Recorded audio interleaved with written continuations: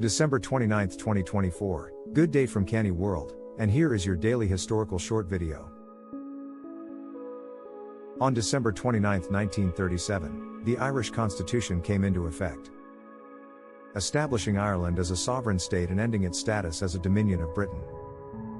On December 29, 1851, the first YMCA in North America opened in Montreal, Canada. This organization became a cornerstone of community support and youth development. The Wounded Knee Massacre on December 29, 1890, in South Dakota, remains one of the most devastating episodes in U.S. Native American history.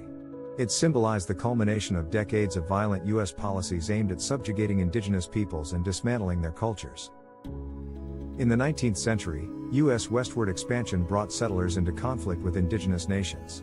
Treaties were often made with tribes but frequently broken, leaving Native communities confined to reservations with limited resources.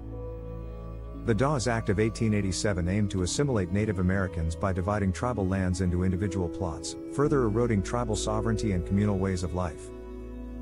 Government policies sought to suppress indigenous cultural and spiritual practices. The Ghost Dance, a religious movement led by the Paiute prophet Wovoka, gained traction among the Lakota Sioux. This movement promised a return of ancestral lands, buffalo, and a peaceful coexistence with settlers, inspiring hope among oppressed tribes. U.S. authorities, however, viewed the Ghost Dance as a potential insurrection and sought to suppress it, increasing tensions. On December 15, 1890, Lakota leader Sitting Bull, a key figure in resisting U.S. policies, was killed during an arrest attempt by Indian police on the Standing Rock Reservation. His death escalated fears among the Lakota and led many to seek refuge with Chief Bigfoot's band. On December 28, 1890, Chief Bigfoot's band of about 350 Lakota men, women, and children was intercepted by the U.S. 7th Cavalry while traveling to Pine Ridge Reservation for safety. The group was disarmed and encamped at Wounded Knee Creek under military watch. December 29, 1890, tensions erupted during the disarmament process, reportedly when a deaf Lakota man resisted giving up his rifle. A shot was fired, and chaos ensued. U.S. troops opened fire with rifles and Hotchkiss guns, killing nearly 300 Lakota, including women and children. Many were shot as they fled or sought shelter.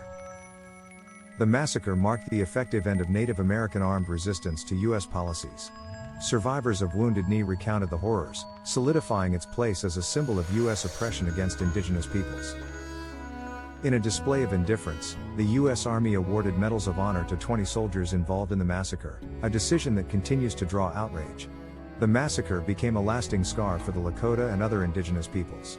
It represented the brutal enforcement of assimilation policies and the dispossession of native lands and cultures.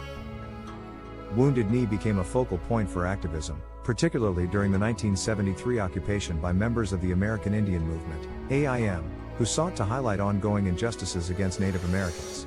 Efforts to rescind the Medals of Honor awarded after the massacre have gained momentum in recent years as part of broader calls for historical reckoning. People claim to be 90% smarter after watching these videos, so don't forget to like and subscribe for daily history shorts.